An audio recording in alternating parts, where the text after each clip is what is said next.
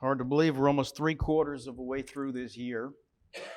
And I'm going to start by reading the theme for the year. I think it's a great theme, and I'm going to try to build a little bit more on it.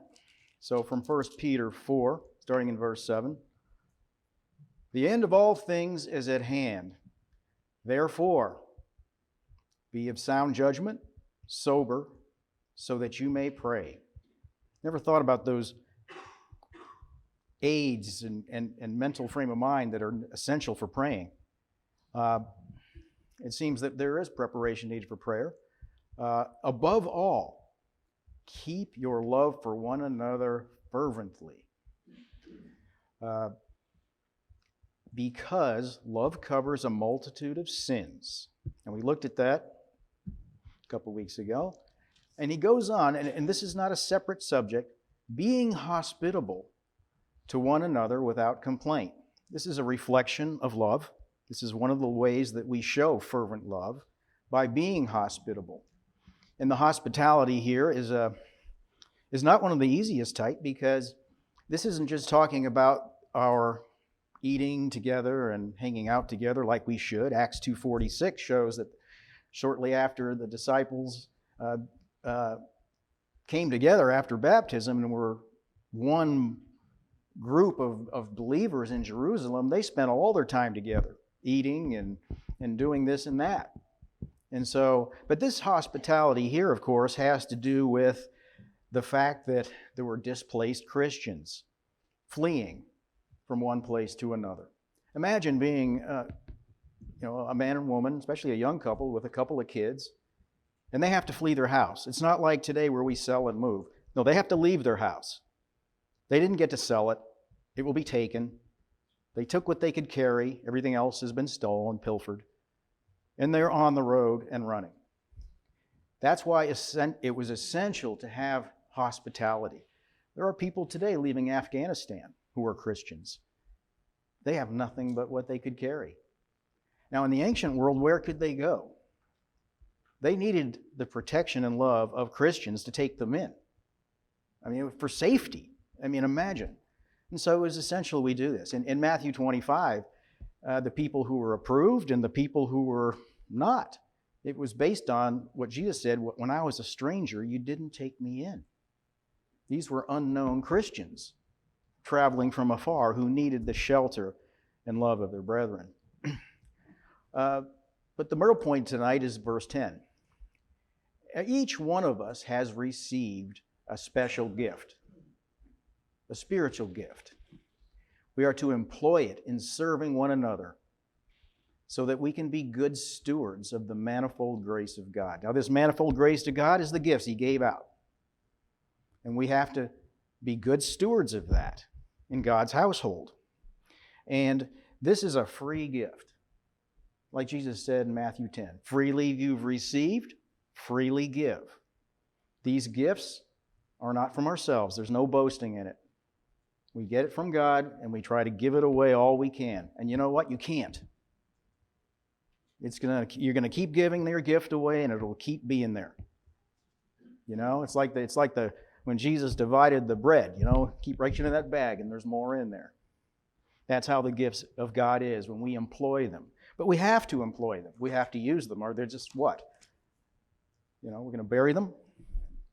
So anyhow, at this point in the year, 3/4 of the way, this has been a theme. We've talked about it a lot.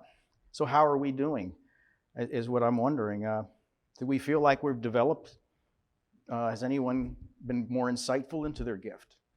Have we thought of ways to use our gift? Have we been benefits of someone else's gift? I would hope so. We really want to develop that.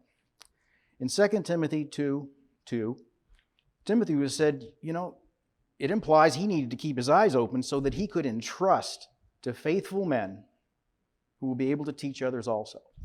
So Timothy had laying on of hands. He was a minister. He was a preacher of the gospel. And he was to find men that he evaluated to be faithful so that he could make them teachers too.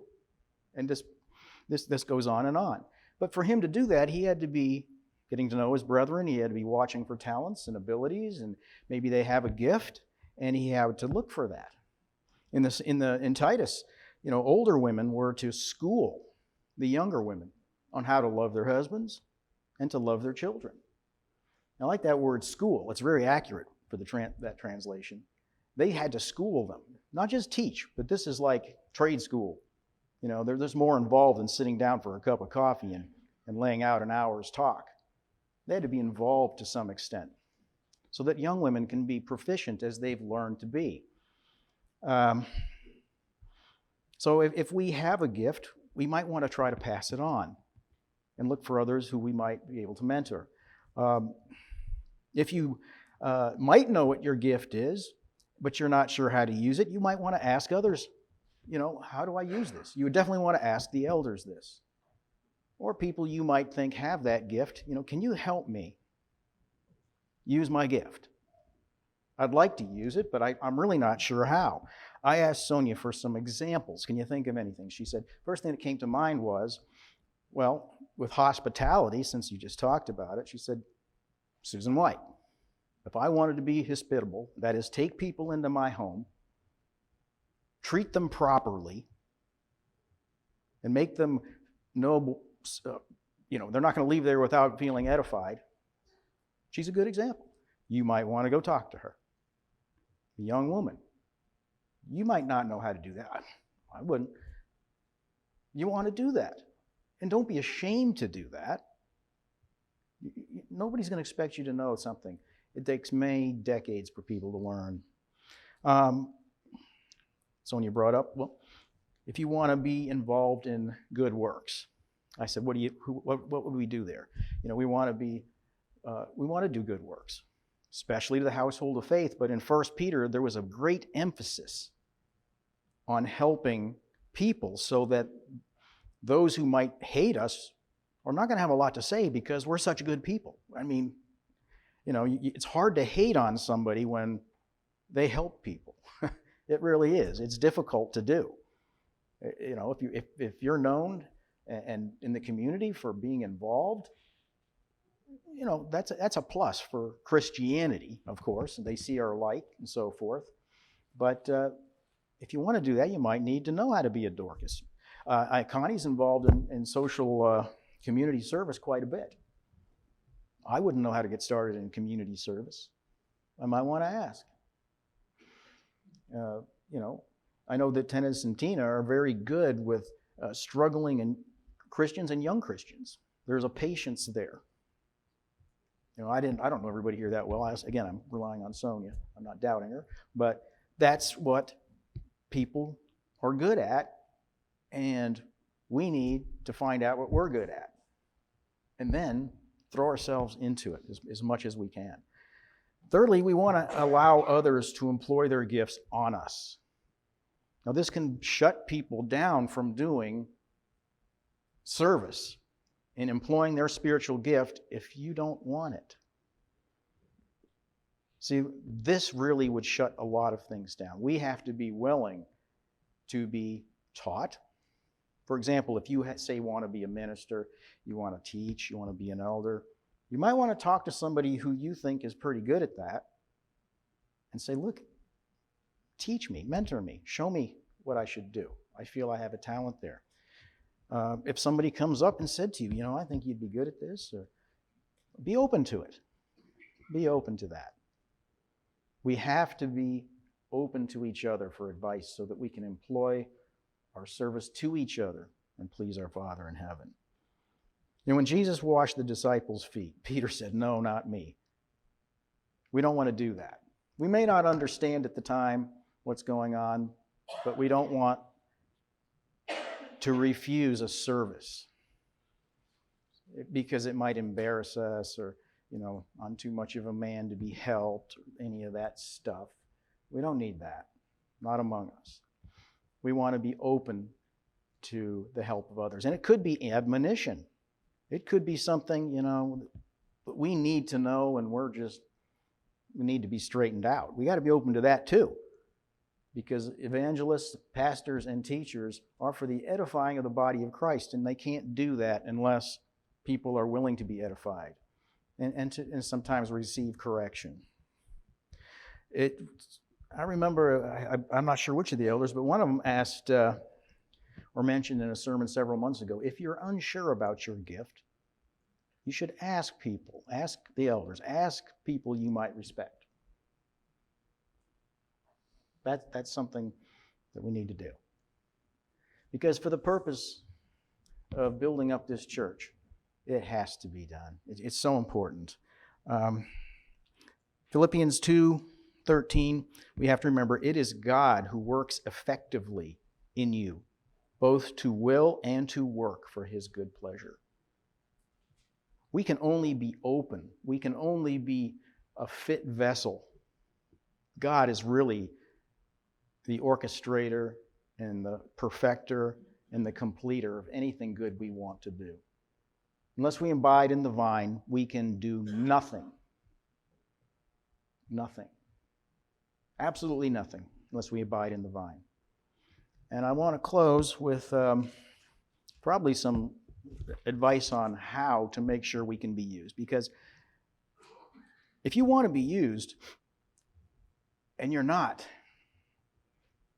then you have to ask yourself, well, what can I do? Who can I ask for help? Who can mentor me? And finally, so that God can work through us, I'd like to look at 2 Timothy 2. Paul uses an analogy of a large house. We're in this great house. There's not only gold and silver vessels, but also vessels of wood and earthenware, and some to honor and some to dishonor. Therefore, if someone cleanses himself from the latter things, that is the dishonorable things, he can be a vessel for honor, sanctified, useful for the master, prepared for every good work. So in God's great house, we want to be a vessel for a noble purpose. We don't want to be the bedpan. Is this kind of like what it's saying? We want to be something that the master would use so that we can be serviceable in that house, God's house. But first we have to sanctify ourselves. We have to purify ourselves and be useful to God. I think if God can use us, He's going to use us. He wants to use us. He's powerful enough to do that. And He will use us for His good pleasure. But we have to be ready, willing, and able for Him to do that. Once we do that part, He'll do the rest. He'll, through His providence, get us into the right place, the right time, and we will be useful in His house. So let's continue our theme this year. And as this year is quickly running out, let's make sure that we really perfect ourselves in this way and